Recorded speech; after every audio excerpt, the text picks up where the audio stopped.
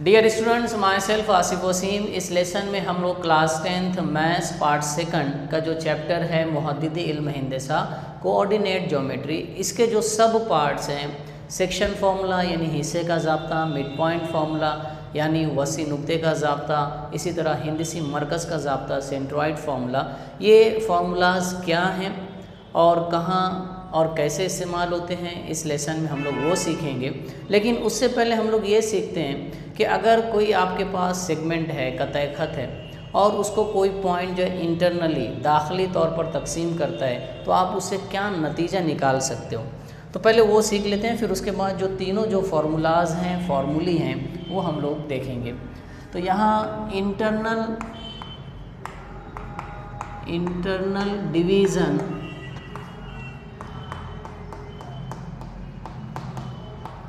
Of a line segment,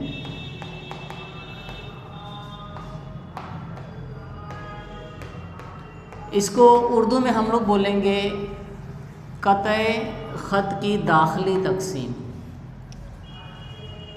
कतई ख़त की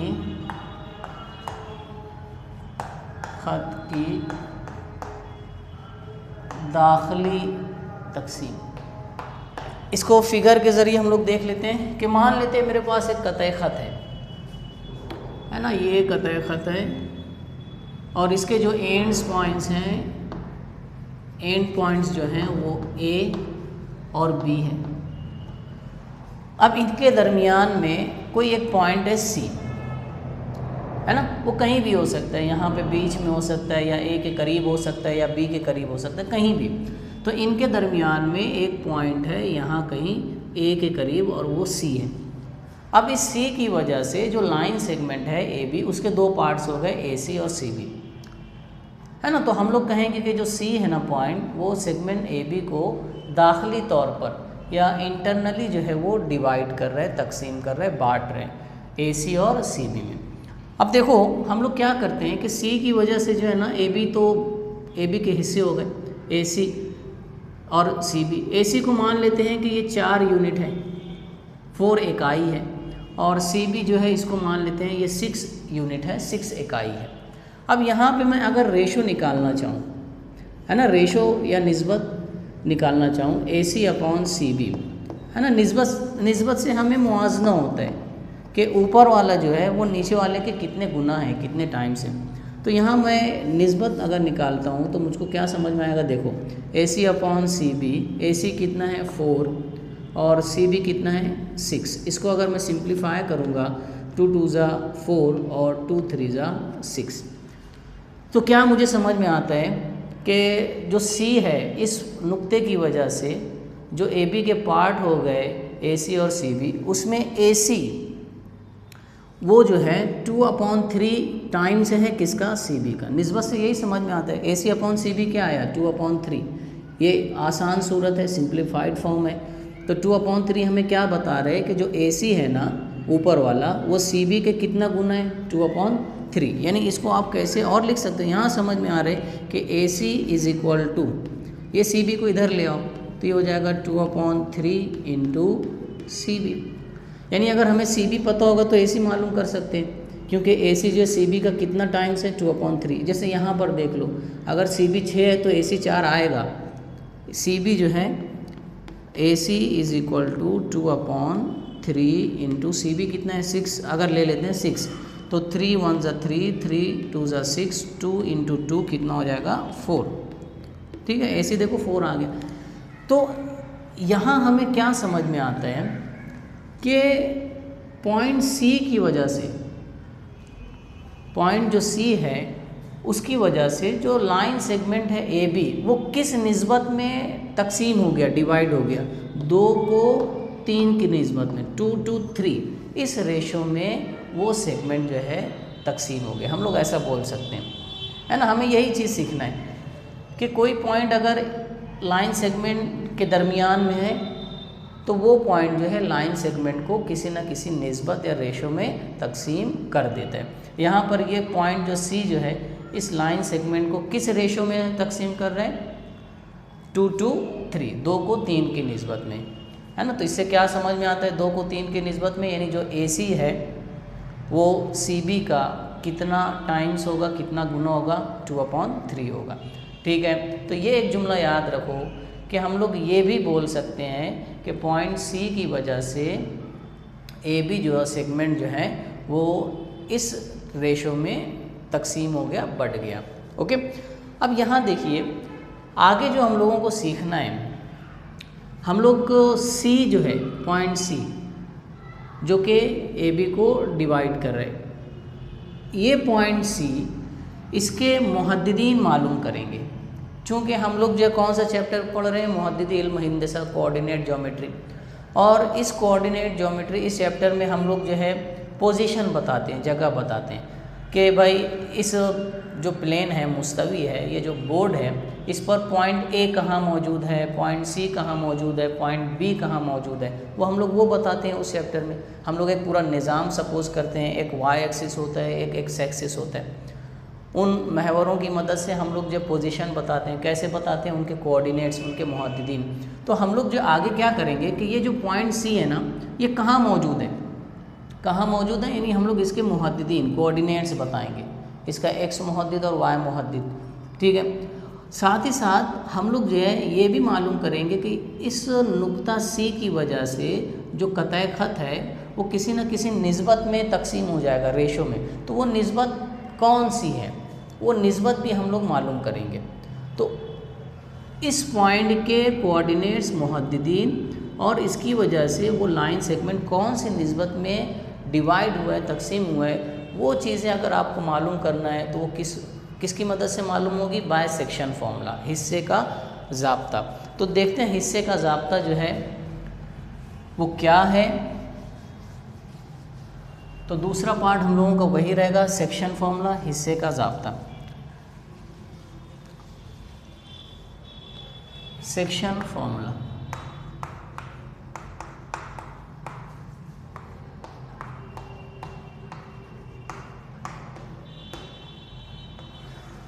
इसको उर्दू में बोला जाएगा हिस्से का ज़ाब्ता, है ना। तो इस सेक्शन फॉर्मूले की मदद से जो पॉइंट तकसीम कर रहे हैं उसके मुहद्दिदीन और वो पॉइंट किस निस्बत में तकसीम कर रहे हैं, किस रेशो में तकसीम कर रहे हैं उस लाइन सेगमेंट को, वो निस्बत भी मालूम कर सकते हैं। पहले ये सेक्शन फार्मूला हम लोग जो है हासिल कर लेते हैं। तो यहाँ देखिए हम लोग वही निज़ाम लेंगे, एक्स महवर और वाई महवर। ये वाई महवर और आड़ी जो लकीर होती है वो एक्स महवर, ठीक है। ये एक्स एक्सिस और ये वाई एक्सिस, यहीं से तमाम फासले नापे जाते हैं, इसको हम लोग ओरिजिन बोलते हैं और ये ओ से ज़ाहिर किया जाता है। तमाम फासले यहीं से नापे जाते हैं। अब एक लाइन सेगमेंट सपोज़ कर लो कि ये एक कतई ख़त है ना, कुछ इसका नाम ले लेते हैं ए बी।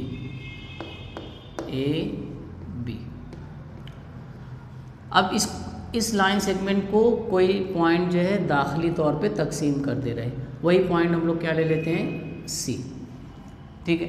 अब ये सी जो है कौन सी निस्बत में तकसीम कर रहे, तो मान लेते हैं वो कौन सी निस्बत में तकसीम कर रहे हैं, एम को एन की निस्बत में। जैसे पीछे हम लोग एग्जाम्पल के ज़रिए समझा था कि वो पॉइंट सी जो है ना 2 को 3 की निस्बत में तकसीम कर रहे हैं, तो यहाँ पे सिंबल फ़र्ज़ कर लेते हैं कि सी जो है ए बी को जो है एम को एन की निस्बत में तकसीम करते हैं, एम निस्बत एन, है ना, एम टू एन।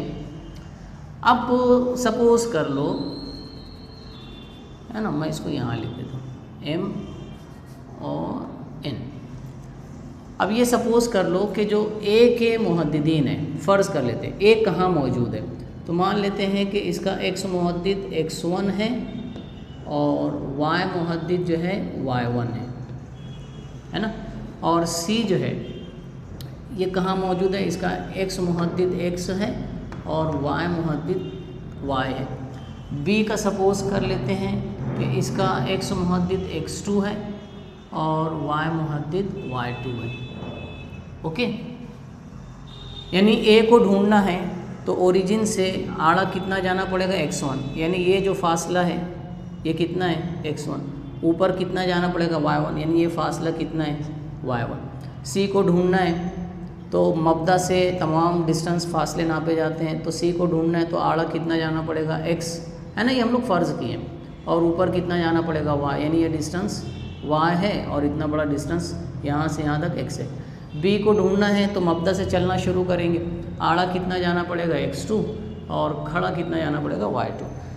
अब हमारा जो मकसद है ना वो सी के मुहद्दिदीन मालूम करना, यानी x और y मालूम करना। तो देखिए कैसे मालूम करोगे, पहले हम लोग x मुहद्दिद मालूम करते हैं। कैसे, तो आप क्या करो, x मुहद्दिद मालूम करना है ना, तो जो पॉइंट है a, c और b, इससे जो है x महवर पर परपेंडिकुलर बनाओ, उमूद। तो मैं a से जो है x महवर पर यहाँ पर एक उमूद बनाता हूँ। इसी तरह c से जो है मैं x महवर पर एक उमूद और बनाता हूँ, इस तरह से। उसके बाद मैं b से भी जो है x महवर पर एक उमूद यानी परपेंडिकुलर इस तरह से बनाता हूँ। यहाँ आप देखोगे कि ये उमूद जो है कट कर रहा है x एक्सिस को, तो मान लेते हैं ये कट कर रहे हैं d पर, c से जो है ये e पर कट कर रहे हैं और ये f पर कट कर रहे हैं। ओके, अब मुझको जो है ना d के मुहद्दिदीन चाहिए, कोऑर्डिनेट्स। अब देखो d e f ये तो x एक्सिस पर है, तो अगर इनको ढूंढना है तो ऊपर तो नहीं जाना पड़ेगा, ये एक्स एक्सिस पर ही मिल जाएंगे, यानी इनके जो y मुहद्दिद है वो 0 रहना है। तो d का y मुहद्दिद तो 0 होगा, ठीक है। इसका x मुहद्दिद कितना होगा, o से d यहाँ पहुँचने के लिए कितना आड़ा चलना पड़ेगा, x1, क्योंकि अगर a को ढूंढना है तो मुझको जो है आड़ा कितना चलना पड़ता है, x1। तो d को भी ढूंढने के लिए, क्योंकि यहाँ से यहाँ तक फासला कितना है, x1, तो यहाँ इसके जो कोऑर्डिनेट्स होंगे वो x1, 0। इसी तरह e के क्या होंगे, o से e तक आड़ा कितना चलना पड़ेगा, x, ऊपर तो जाना नहीं पड़ेगा, तो y मुहद्दिद 0 होगा। अगर f को फाइंड आउट करना है तो मब्दा से, ओरिजिन से आड़ा कितना चलना पड़ेगा, x2, क्योंकि हम लोग यहाँ फ़र्ज़ कर चुके हैं यहाँ से यहाँ तक फासला x2 है। क्योंकि b को ढूंढना है तो आड़ा तो इतना ही चलना पड़ेगा, तो ये x2 y मुहद्दिद, अरे सॉरी x मुहद्दिद, और y मुहद्दिद क्या होगा, 0, क्योंकि ऊपर तो नहीं जाना पड़ेगा। अब क्या करो, ये डिस्टेंस हमें लगेगा DE कितना होगा, DE इज इक्वल टू, अब देखो ये फासला अगर निकालना है तो वो कैसे निकलेगा, OE ये x है, OE ये x है ना, क्योंकि E तक पहुंचना है तो x चलना रहेगा। OD कितना है, x1। तो अगर मैं OE में से OD निकाल दूँ, इस पूरे में से ये इतना निकाल दूँ, तो DE बच जाएगा। ये पूरा कितना है, x, और ये OD कितना है, x1, यानी x माइनस x1 ये निकल जाए तो DE आ जाएगा। तो DE क्या होगा, x माइनस x1। इसी तरह मुझको ये भी फासला लगेगा EF कितना होगा, देखो अब EF कैसे निकलेगा, देखो O से F तक ये फासला कितना है, x2, है ना, और ये फासला देखो OE x। तो अगर मैं इस x2 में से ये x निकाल दूं तो ये आ जाएगा EF। तो EF कैसा होगा, ये x2, ये पूरा आड़ा फासला x2 हम लोगों ने फ़र्ज़ किया है, माइनस ये निकाल दूँ, ये फासला कितना है, x, तो ये x, ये दोनों हमें लगेगा, है ना। अब एक चीज़ आप पिछली क्लास में सीख चुके हो, 3 मुतवाज़ी खतूत और उनके हाइल और उनके ख़त्ते तकाते, 3 पैरेलल लाइंस और देयर ट्रांसवर्सल्स। क्या सीखा है, देखो कि अगर मेरे पास 3 पैरेलल लाइंस हैं, मुतवाज़ी खतूत हैं, है ना, ये मुतवाज़ी खतूत, तो देखिए ज्योमेट्री में आपको क्या बताया गया है कि अगर कोई ट्रांसवर्सल है यानी ख़त्ते तकाते जो कि तीनों पैरेलल लाइंस को काटेगा, मान लेते हैं वो इसको A पर काटता है, इसको जो है B पर और इस वाली लाइन को C पर। तो यहाँ पर देखो आपको ये हिस्से मिल रहे हैं AB और BC, इन्हें इंटरसेप्ट्स बोलते हैं, हायल कतात। तो क्या चीज़ हमें बताई गई है कि ये जो हायल कतात हैं इनकी निस्बत, है ना, यहाँ लिखता हूँ AB अपॉन BC, ये इस ट्रांसवर्सल पे बने, तो ये निस्बत अगर आप कोई दूसरा ट्रांसवर्सल बनाओ, मैं ये वाला ट्रांसवर्सल, यहाँ एक और ट्रांसवर्सल ले लेता हूँ, ये खते तक आते, तो मान लेते हैं ये कहाँ कहाँ P पर कट कर रहे हैं, इसको Q पर कट कर रहे हैं, इसको R पर। तो यहाँ पर मुझको जो है इंटरसेप्ट्स मिलेंगे हायल कतात PQ और QR, तो इनकी निस्बत लोगे, है ना, पहले ऊपर AB लिया हूँ, तो यहाँ अगर इनकी इसकी निस्बत लोगे PQ अपॉन QR, तो जो हायल कतात हैं उनकी निस्बतें बराबर आएगी। लेकिन ये हायल कतात इंटरसेप्ट्स कैसे लोगे, नज़ीरी, जैसे यहाँ पर AB अपॉन BC लिया है, तो यहाँ पे आपको PQ अपॉन QR ही लेना पड़ेगा, नज़ीरी जो ताल्लुक़ है, आप QR अपॉन PQ नहीं लिख सकते। तो ये प्रॉपर्टी है कि इंटरसेप्ट्स जो हैं उनकी रेशो जो है बराबर आती है। अगर तीसरा कोई एक ट्रांसवर्सल और बना दो, वो क्या कर रहा है, STU, तो ये ST अपॉन TU ये भी बराबर हो जाएगा, है ना। तो इंटरसेप्ट्स की निस्बतें जो है रेशोज़ बराबर होती है।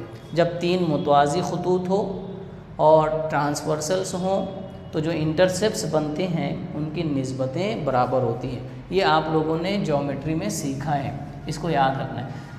तो देखिए यहाँ भी वही चीज़ निकल के आ रही है, ये AD CE BF ये तीनों जो है मुतवाज़ी हैं, क्योंकि तीनों परपेंडिकुलर हैं, उमूद हैं, तो ये तीनों मुतवाज़ी हैं। इनके ट्रांसवर्सल्स क्या क्या हैं, देखो AB और DF, यहाँ पे इंटरसेप्ट्स बन रहे हैं AC CB DE EF। तो आपको क्या सीखने को मिला यहाँ पे, यहाँ कैसे बन रहे हैं, देखो ये तीनों मुतवाज़ी हैं, एक ट्रांसवर्सल ये है और दूसरा ऐसे है। तो यहाँ पर AC ये एक हायल इंटरसेप्ट और एक ये CB, और ये यहाँ पर D, ये E और F, ठीक है, ये ट्रांसवर्सल्स, ये पैरेलल लाइंस। तो ट्रांसवर्सल्स पर हमें इंटरसेप्ट्स मिलते हैं हायल कतात। तो बाय द प्रॉपर्टी ऑफ, है ना, कौन सी खासियत, 3 parallel lines, 3 parallel lines and their transversals, ये खासियत हम लोग लगाएंगे। ट्रांसवर्सल्स, तीन मुतवाज़ी खतूत और ख़त तकाते की खासियत। तो इसकी वजह से क्या हो जाएगा, इंटरसेप्ट्स की रेशोज़ बराबर आएगी। तो यहाँ पर रेशो क्या लोगे, AC upon CB, AC upon CB किसके बराबर होगी ये निस्बत, DE अपॉन EF। हम लोग FE अपॉन ED नहीं ले सकते, यहाँ इस तरफ इधर से गए हो तो इधर भी इधर ही से जाना होगा। तो किस कौन सी निस्बत, DE अपॉन EF, ओके।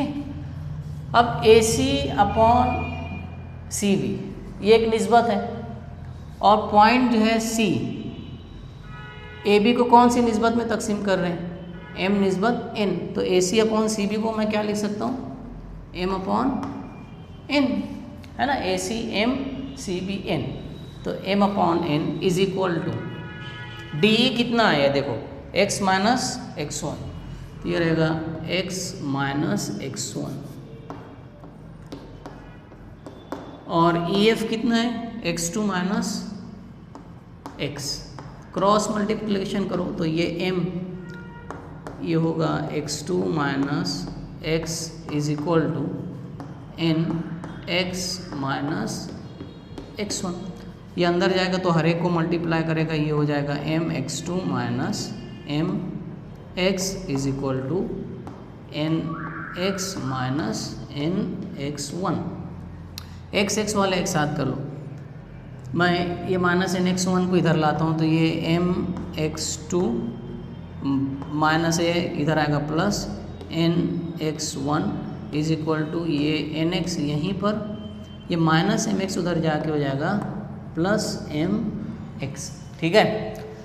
अब यहाँ क्या करो, इसको ऐसे ही रहने दो, m x2 plus n x1 is equal, यहाँ से x जो है कॉमन निकाल लो तो क्या बचेगा n plus m in bracket और कॉस के बाहर क्या रहेगा x।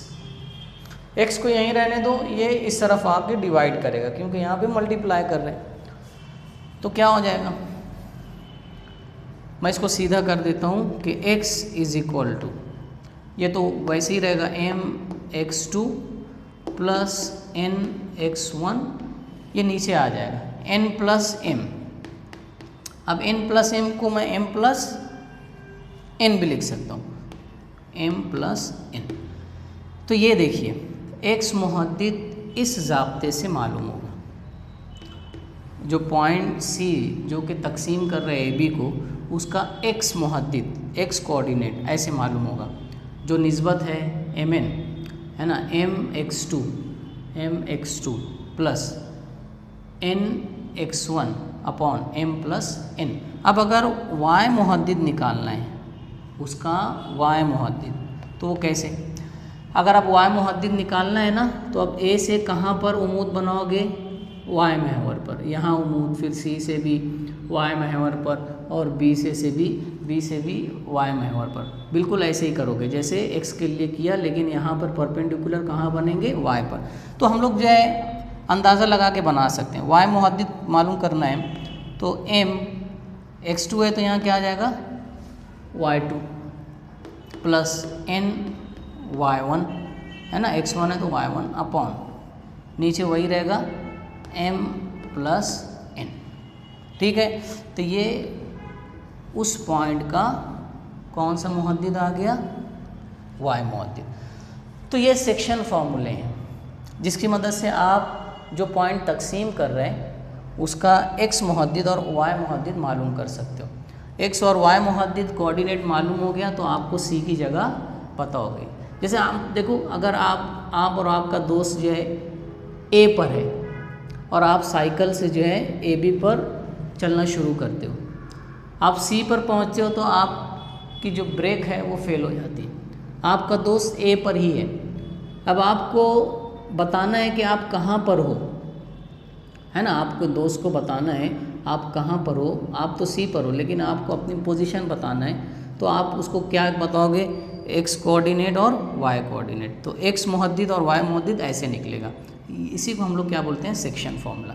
अब एक सूरत हाल कैसे आएगी कि ये जो पॉइंट C है जो कि AB को तकसीम कर रहे हैं, अब अगर वो एकदम बीच में आ जाए, यानी AB को दो बराबर हिस्सों में तकसीम करें, यानी वो मिड पॉइंट बन जाए, वस्ती नुक्ता, तो ये स्पेशल केस हो गया। देखो अब हम लोग जो सीखेंगे ना, mid point formula, mid point formula, इसको उर्दू में हम लोग कहेंगे वस्ती नुक्ते का ज़ाब्ता, है ना। ये कोई नया ज़ाब्ता नहीं है बल्कि एक स्पेशल केस है कि यहाँ पे C जो है कैसा नुक्ता बन जाएगा, वस्ती नुक्ता। तो क्या होगा, देखो कि वही सेगमेंट है A B, लेकिन अब C जो है वस्ती नुक्ता बन गया, दो बराबर हिस्सों में इसको तकसीम कर रहे C। यहाँ पर A के मुहद्दिद क्या माने थे हम लोग, x1 y1, C का क्या फ़र्ज़ किया था, x और y, और B का x2 और y2। अब अगर C जो है AB को दो बराबर हिस्सों में तकसीम कर रहा है, यानी जो C जो है वो मिड पॉइंट हो गए, वस्ती नुक्ता, तो जो निस्बत है ना, वो कितनी आएगी, एक आएगी, है ना, बराबर बराबर हो गया। तो जो निस्बत है m निस्बत n वो एक आएगी, है ना, m अपॉन n क्या आएगी, एक। क्यों, क्योंकि m बराबर n हो जाएगा, दो बराबर हिस्सों में उसको तकसीम कर रहे हैं, तो m बराबर n। अब इसका x मुहद्दिद कैसे निकालोगे, आसान हो जाएगा। देखो x इज इक्वल टू, यही फॉर्मूले में थोड़ा सी चेंज आ जाएगा, यहाँ m और n बराबर आ गए तो मैं n की जगह m रख सकता हूँ, तो ये कैसे हो जाएगा, m x2 प्लस n की जगह क्या रख दिया मैं, m, है ना, तो ये होगा m x1 अपॉन यहाँ m प्लस n की जगह क्या रख सकता हूँ, m। कब ऐसा कर सकते हो, जब वो पॉइंट जो है मिड पॉइंट, वस्ती नुक्ता, AB को दो बराबर हिस्सों में तकसीम कर, तो ये x इज इक्वल टू, ये m बाहर आ जाएगा, m क्या बचेगा, x2 प्लस x1, है ना, अपॉन ये m जमा m क्या हो गया 2m, ये m और m कैंसल, तो x इज इक्वल टू, इसको सीधा कर लो, ये क्या हो जाएगा, इसको सीधा करते हैं तो x1 plus x2 divided by 2। तो अगर वो पॉइंट वस्ती नुक्ता है, मिड पॉइंट है, तो उसका x मुहद्दिद ऐसे निकलेगा। x मुहद्दिद कैसे निकलेगा कि x1 जमा x2 तकसीम 2। y मुहद्दिद कैसे निकलेगा, आसान हो गया ना। अगर y मुहद्दिद निकालना है, y कोऑर्डिनेट निकालना है, तो वैसे ही y में यहाँ पे तब्दीली करना पड़ेगी, तो वो आगे जाके m कट जाएगा, मैंने n की जगह m रख देना, तो कैसा बन जाएगा y Muhaddith y1 plus y2 divided by 2। ठीक है, तो ये फॉर्मूला कब इस्तेमाल होगा, जब वो नुक्ता जो कि ए बी को तकसीम कर रहे हैं वो बीच में आ जाए, वस्ती नुक्ता बन जाए, तो फिर हम लोग ये फॉर्मूला इस्तेमाल कर सकते हैं। x मुहद्दिद उसका निकालना है तो x1 प्लस x2 तकसीम 2, y मुहद्दिद निकालना है तो y1 प्लस y2 तकसीम 2। ठीक है, ये हुआ सेक्शन फार्मूला, हुआ मिड पॉइंट फार्मूला यानी वस्ती नुक्ते का ज़ाब्ता। अब इसके बाद जो हम लोगों को जो देखना है वो है हिंदसी मरकज़ या सेंट्रॉइड फार्मूला, तो वो हम लोग जो है अगले लेसन में देखेंगे।